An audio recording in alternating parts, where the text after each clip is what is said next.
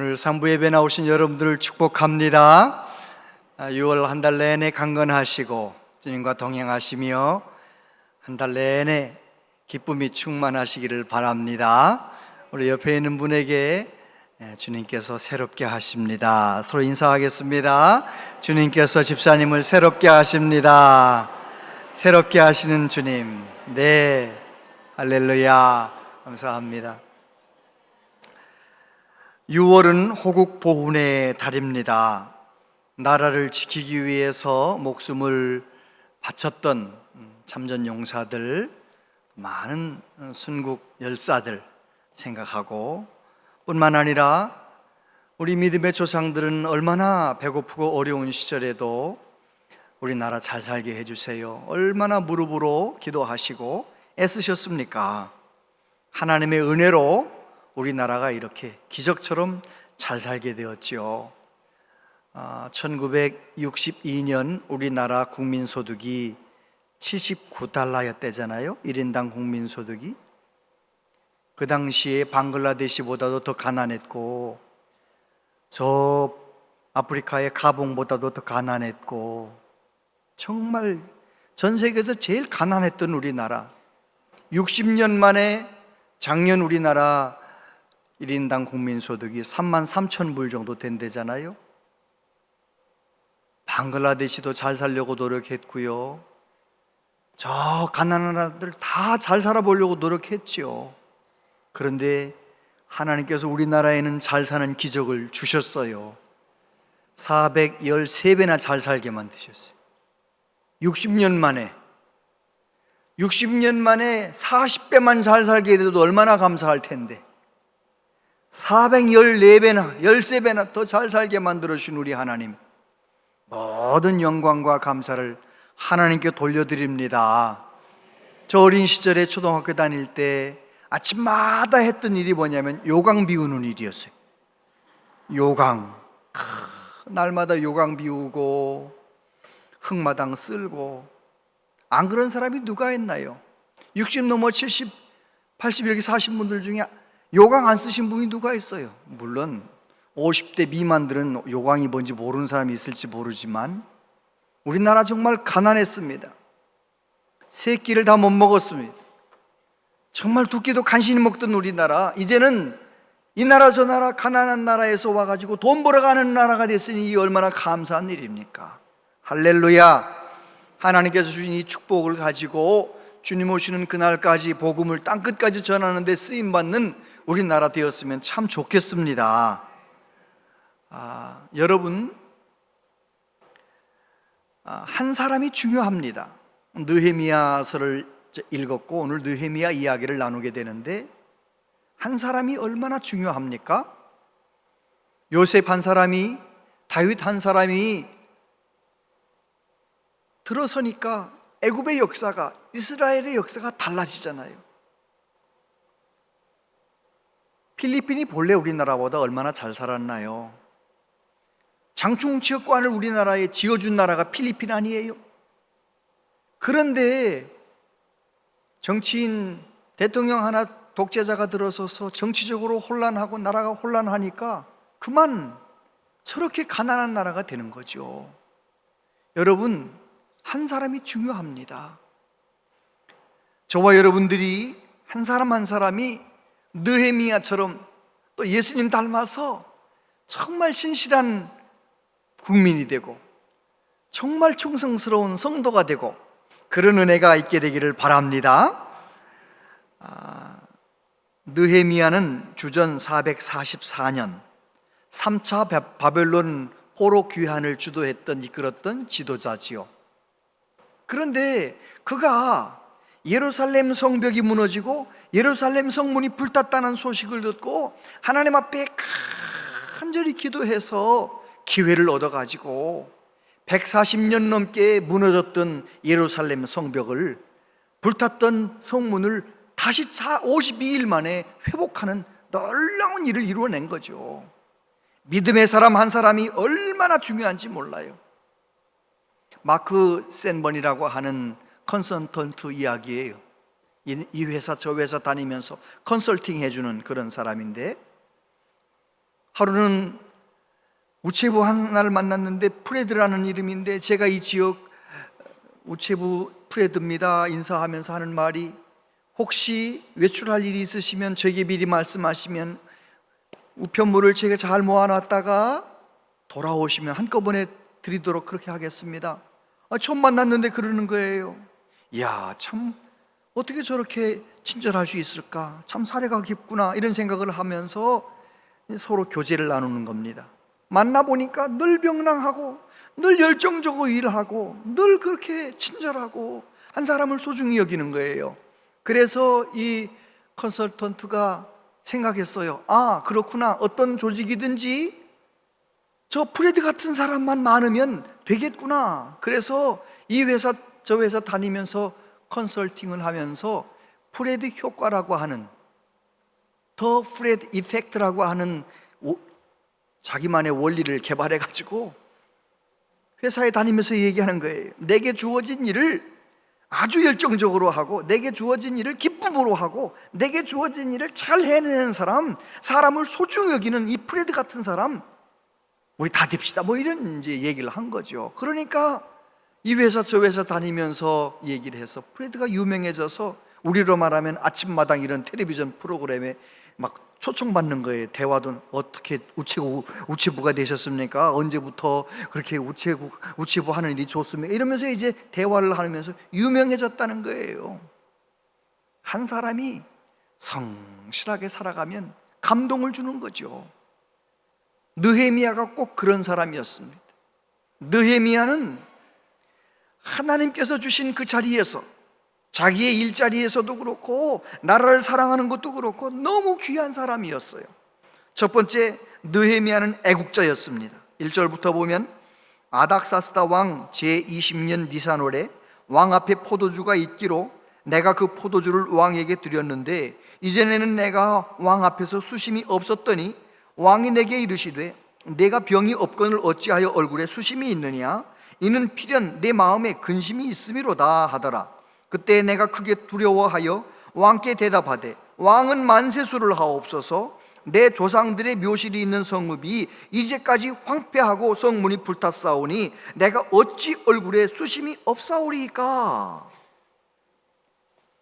느헤미야는 페르시아 황제의 술 관원이었어요. 페르시아 황제가 술 마실 때 함께 술 마시고 그런 사람이었어요. 그런 역할도 하지만 왕이 먼저 마시기 전에 먼저 내가 이 독국물이 들어있는지 먼저 우리나라 사극에도 김이상궁 있잖아요. 김이상궁이 먼저 다 한번 먹어보고 그 다음에 임금님한테 드리는 거 아니에요? 요즘으로 말하면 대통령 비서실장 같이 대단히 권세 있는 사람이었습니다. 그런데 느헤미야는 자기가 권세가 있고 잘 먹고 잘 살고 그런 것보다는 내 조국 예루살렘 성문이 불타고 성벽이 무너졌다는 이야기를 듣고 너무너무 안타까워하는 거예요. 내 개인의 평안만 생각했다면 모른 채 하면 끝나는 거예요. 뭐 예루살렘 무너졌어, 모른 채 그랬냐 하고 지나가면 되는데 느헤미야는 그러지 않았어요. 정말 안타까운 마음으로 간절히 하나님 앞에 기도하는 거예요. 동족들이 고난당하는 것을 너무너무 마음 아파하는 거예요. 여러분, 제가 이 말씀을 오늘 이 시대에 우리에게 적용하면 어떻게 적용할까 고민을 하는 중에 하나님께서는 생각을 주셨어요. 저와 여러분도 하나님을 예배하는 우리의 심령 가운데 예루살렘에 있잖아요. 우리의 마음에 시온에 있잖아요. 이 시온이 있고 예루살렘이 있는데, 이 예루살렘이 코로나를 지나면서 성문이 불타고 성벽이 무너지고 예배 생활이 많이 무너진 것이 있다, 이런 생각을 하면서 그렇구나, 느헤미야처럼 나 자신이 혹시 예배 생활 무너진 것 없는지 나 자신을 돌아보고, 나뿐만 아니라 다른 모든 분들도, 내 옆에 믿음의 가족들, 구역 식구들 누구든지 간에 혹시 예배에 믿음의 생활에 무너진 부분이 있으면 그 부분을 붙들고 느헤미야처럼 기도하는 사람이 되면 얼마나 좋을까, 그런 생각을 했어요. 할렐루야. 저와 여러분들이 느헤미야처럼 그렇게 쓰임받게 되길 바랍니다. 그래요. 느헤미야는 자기 개인의 일신상의 안위보다 자기 민족의 그 고통당함을 마음 아파했던 사람이에요. 예수님은 어떠신가요? 예수님은 그냥 천국에 계시면 편안하시잖아요. 예수님은 사람들의 고통과 그 아픔과 멸망당함을 무시하고 그냥 거기 계셔도 되는데, 우리 예수님은 하나님의 나라를 위하여 사람의 몸을 입으시고 이 땅에 탄생하시는 거예요. 이 땅에서 고난의 길을 걸어가시면서 십자가를 지시고 하나님의 나라를 선포하시는 거죠. 여러분, 저와 여러분도 하나님의 나라를 늘 바라보고 내 마음 가운데 하나님의 나라가 이루어지기를 구하고, 또 믿음의 가족들, 믿음의 이웃들 가운데 하나님의 나라가 이루어지기를 늘 관심 있게 바라보고 기도하는 깨어있는 그리스도인 되기를 축복합니다. 그래요. 6월 달에는 특별히 정말 우리나라가 잘 되길 위해 기도 많이 하셔야 돼요. 여당 의원들, 야당 의원들 다 귀한 분들이잖아요. 국민들이 뽑아가지고 국회의원 된 분들이잖아요. 다 귀한 분들이니까 막 욕하고 그러지 말고 위에서 기도하세요. 잘못한 것 있으면 붙잡아달라고 기도하고, 대통령 위해서도 기도하고, 나라와 민족을 위해 더 많이 기도하는 참된 애국자가 되시기를 바랍니다. 그럼요. 우리 한국 기독교 역사 가운데 진짜 믿음 좋은 사람들은 다 애국자들이었어요. 목숨 걸고 우리나라를 잘 이끌었던 사람들이죠. 두 번째, 느헤미야는 기도의 사람이었습니다. 4절에 보니까 왕이 내게 이르시되 그러면 내가 무엇을 원하느냐 하시기로 내가 곧 하늘의 하나님께 묵도하고. 제가 하나 여쭤볼게요. 바벨론에 끌려왔던 유다 백성들, 또 이제 페르시아까지 시대가 이렇게 됐잖아요. 그 많은 사람들 가운데 다니엘만 기도했을까요? 다른 사람 기도한 사람 있었을까요? 다니엘의 친구들만 기도했을까요? 다른 사람들도 기도했을까요? 기도한 사람 많았습니다. 조국이 멸망당하고 조국을 위해 기도하는 사람들 참 많았습니다. 그래서 그 중에 한 사람이 느헤미야예요. 예루살렘을 위하여 늘 끼어 기도하던 느헤미야가 예루살렘이 그렇게 140년 넘게 그렇게 무너져 있다는 소식을 듣고 너무너무 마음 아파하면서 금식하며 눈물로 하나님 앞에 엎드려 기도했어요. 왜 그랬는지 아십니까? 역사를 뒤로 올라가서 13년 전에 무슨 일이 있었느냐면, 에스라가 예루살렘 성벽 고치려고, 예루살렘 성문을 다시 수리하려고 백성들과 함께 건축을 시작하는 거예요. 근데 사마리아에 있는 지도자들 르훔과 심세, 이런 사람들이 아닥사스다 왕한테 조서를 보냈어요. 뭐라고 조서를 보냈느냐? 임금님, 우리가 임금님 주시는 녹을 받아 먹는 사람으로서 임금님을 위하여 조서를 올립니다. 예루살렘은 과거부터 임금님 이 페르시아 바벨론 이쪽에 반역하던 그런 나라 아닙니까? 예루살렘 성이 다시 다 보수가 되면 틀림없이 예루살렘은 임금님을 반역할 것입니다. 과거의 역사를 보십시오. 그런 거예요. 공사를 중단시켜달라는 거예요. 아닥사스다 왕이 그 조서를 읽고 역사를 가만히 읽어보니까 예루살렘 강대국일 때, 다윗 때, 솔로몬 때 정말 강대국이었단 말이에요. 그래서 공사를 중단시켰습니다. 13년 전에 공사를 중단시켰는데 13년 만에 느헤미야가 예루살렘을 다시 공사하겠다고 말하면 아닥사스다 왕이 화를 내면 어떻게 되는 거예요? 갑자기 기억해가지고, 아니 감히 예루살렘을 고치겠다고 막 이러면 어떡하겠어요? 느헤미야는 죽는 거 아니에요? 그런데 느헤미야는 조국을 생각하며 예루살렘 생각하며 간절히 기도하는 거예요. 1장 11절에 보면 주여 구하오니 귀를 기울이사 종의 기도와 주의 이름을 경외하기를 기뻐하는 종들의 기도를 들으시고 오늘 종이 형통하여 이 사람 앞에서 은혜를 입게 하옵소서 하였나니 그때 내가 왕의 술관원이 되었느니라. 그래요, 하나님 앞에 모든 것을 결정하실 수 있는 전능하신 하나님 앞에 불가능한 일 같은 이 문제를 맡기며 기도했어요. 며칠 동안? 4개월 동안 간절히 4개월 동안 기도하다가 드디어 기회가 왔어요. 임금님에게 술을 이렇게 받들어 올리는 기회가 왔어요. 임금님과 마주하는 기회가 왔어요. 임금님이 보자마자 그러는 거예요. 너 얼굴이 왜 그렇게 걱정 의심이 많냐? 뭐가 걱정인데? 기회잖아요. 얼마나 중요한 기회입니까? 이때 이제 중요한 말을 해야 되는데 여기 보니까 뭐라고 되어 있습니까? 내가 하늘의 하나님께 묵도하고, 그 짧은 순간 너 뭐 원하는 거야? 이렇게 물어볼 때 그 짧은 순간에 하나님 앞에 기도했다는 거예요. 그런 기도를 화살기도라고 하지요. 화살기도라 함은 정말 내가 어떤 상황에 있든지 간에 그 순간에 가장 힘든 문제를 하나님 앞에 화살을 쏘듯이 하나님 앞에 그 문제 하나를 기도하는 거예요. 뭐라고 기도했을까요? 느헤미야가 하나님 저 좀 살려주세요. 하나님 지혜를 주세요. 왕의 마음을 움직여주세요. 기도하지 않았겠어요? 느헤미야 뒤에 가서 보면 느헤미야는 이제 예루살렘 성벽 건축하는데 사마리아 속에서 얼마나 많은 사람들이 또 와서 괴롭히고 위협하고, 그때에도 하나님 앞에 간절히 기도했어요. 느헤미야는 기도의 사람이었습니다. 눈앞이 캄캄한 문제 앞에서도 기도했고, 왕이 물어볼 때 그 중요한 순간에도 기도했고, 공사를 진행하면서 어려울 때에도 기도했어요. 저와 여러분도 기도의 사람 되시기를 축복합니다. 아멘. 허드슨 테일러 선교사님, 중국 선교사님, 선교사역을 잘 감당하신 선교사님, 어느 분이 와서 물어봤어요. 어떻게 그렇게 선교사역을 잘 하십니까? 선교사님이 이렇게 대답했답니다.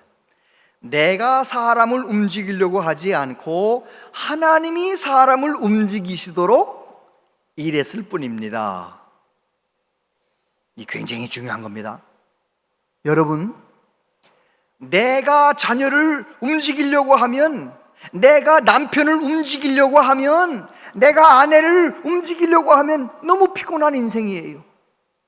내 마음대로 됩니까? 안 됩니까? 대답 좀 해보세요. 자녀가 내 마음대로 돼요? 안 돼요? 안 되죠. 남편이 내 마음대로 돼요? 안 돼요? 안 된다니까요. 안 된다니까요. 진짜 안 된다니까요. 아내도 내 마음대로 안 돼요. 근데 분명한 것은 전능하신 하나님께 맡기고 기도하면 내가 원했던 것보다 더 귀하게 됩니다. 믿으시기 바랍니다. 하나님이 역사하시면, 하나님의 손이 움직이면, 요한일서 5장 14절 15절 다 같이 읽어봅시다. 시작.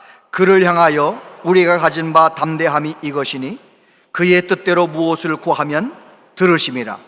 우리가 무엇이든지 구하는 바를 들으시는 줄을 안즉 우리가 그에게 구한 그것을 얻은 줄을 또한 아느니라. 할렐루야. 그렇습니다. 어떤 힘든 상황에서도, 어떤 답답한 일도 하나님께서 핸들링 할 수 있도록, 하나님이 다루실 수 있도록 하나님께 전적으로 믿음으로 맡기고, 그렇게 충분히 기도했으면 기다리시면 돼. 충분히 기도했으면 하나님의 때를 기다리면 되는 거죠. 느헤미야는 기도의 사람이었습니다.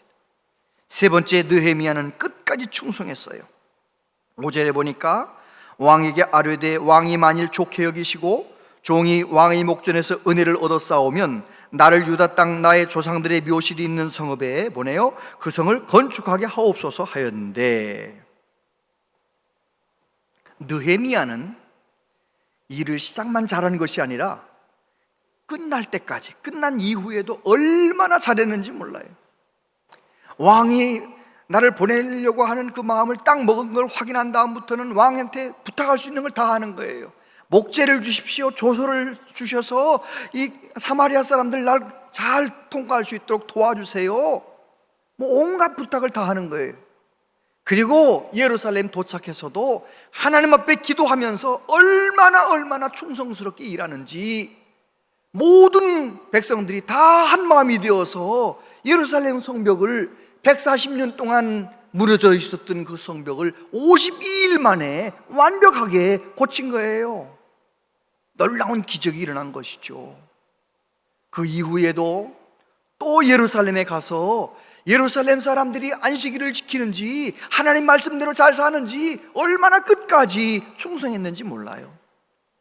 여러분, 진짜 믿음의 사람, 성령 충만한 사람은 충성스러운 사람입니다. 끝까지 충성하는 사람, 저와 여러분이 끝까지 충성하는 복을 받게 되길 바랍니다. 사도 바울이 말합니다. 나는 선한 싸움을 싸우고 나의 달려갈 길을 마치고 믿음을 지켰으니 이제 후로는 나를 위하여 의의 면류관이 예비되었으므로 주곧 의로우신 재판장이 그날에 내게 주실 것이며 내게만 아니라 주의 나타나심을 사모하는 모든 자에게도니라. 그렇습니다. 성령 충만한 사람, 믿음이 건강한 사람은 내게 주신 사명을 끝까지 잘 감당하는 사람이, 내 기분에 따라서 이랬다 저랬다 하는 사람이 아니에요. 끝까지 잘 감당하는 사람. 우리 예수님은 어떠셨나요? 우리 예수님은 이 땅에 하나님 나라를 이루시기 위하여 이 세상에 오셔서 사람들이 환호성을 질러도 흔들리지 않으시는 거예요. 사람들이 비난하고 사람들이 미워해도 흔들리지 않으시는 거예요. 그 사명을 끝까지 이루기 위하여 끝까지 한결같이 달려가시는 거예요. 마가복음 15장 30절에 보면 제9시에 예수께서 크게 소리 지르시되 엘리 엘리 라마 사박다니 하시니 이를 번역하면 나의 하나님 어찌하여 나를 버리셨나이까 하는 뜻이라. 저와 여러분이 하나님 앞에 죄로 말미암아 버림받아야 되는데 우리 예수님께서 하나님 나라를 우리에게 값없이 주시기 위하여 십자가에서 제9시 마지막 돌아가시기 직전까지 그때까지 끝까지 충성하시고 끝까지 최선을 다하셨어요. 저와 여러분에게 그런 은혜가 있게 되기를 축복합니다. 그래요. 느헤미야는 그런 사람이었어요. 느헤미야는 자기가 잘 먹고 잘 사는 그런 사람이었지만 예루살렘이 불행하다는 이야기를 듣고 그렇게 애타게 기도하는 애국자였어요. 그리고 왕이 기회를 주었을 때 끝까지 기도하면서 또 공사를 하면서도 끝까지 기도하면서 충성했어요. 마치 우리 예수님처럼 말이죠. 우리 예수님은 하나님 나라를 먼저 생각하셨고 기도의 모범을 보여주셨고 끝까지 충성하셨어요. 저와 여러분도 하나님께서 우리에게 주신 이 복된 인생, 하나님의 자녀라고 하나님의 성도라고 불러주셨는데 저와 여러분도 느헤미야처럼 영적으로 깨어있게 되기를 축복합니다. 그 깨어있으니까 무슨 일이 잘 되면 하나님의 선한 손길이 나에게 복을 주셨다 그렇게 간증하잖아요. 절대로 느헤미야가 자기를 높이지 않아요. 끝까지 주님만 높이는 거죠. 우리 모두가 그렇게 느헤미야처럼 믿음 생활 잘 감당하게 될 때 우리 교회에 놀라운 기적이 일어나게 될 줄로 믿습니다. 오늘 이제 우리 장로님들께서 나오셔서 우리 교육관 부족해서 건축을 하게 되는데 그걸 말씀하실 거예요. 얼마나 귀한 일입니까? 이 귀한 일이 잘 이루어지도록 담임 목사 또 우리 당회원들 모든 중직자들 모든 성도들이 한 마음이 되어서 느헤미야 시대에 52일 동안 그렇게 최선을 다한 것처럼 우리도 다 완공될 때까지 최선을 다해서 한 마음 되어서 예루살렘에 일어났던 기적이 이 땅에도 일어나는 놀라운 은혜가 있게 되기를 축복합니다. 기도하겠습니다. 아버지 하나님 감사합니다. 하나님께서 이렇게 우리를 사랑하여 주시고 6월 호국 보훈의 달을 맞이해서 느헤미야 이야기를 통하여 하나님의 말씀을 듣게 하시니 감사합니다. 우리도 성령으로 충만해서 느헤미야처럼 애국자가 되게 하여 주시옵소서. 하나님의 나라를 귀하게 여기는 사람 되게 하여 주시옵소서. 우리들도 깨어서 기도하며 끝까지 충성하는 믿음의 사람 다 되게 하여 주시옵소서. 그래서 우리 가정을 통하여, 우리 교회를 통하여 하나님의 뜻이 이루어지게 하여 주시옵소서. 예수님 이름으로 기도하옵나이다.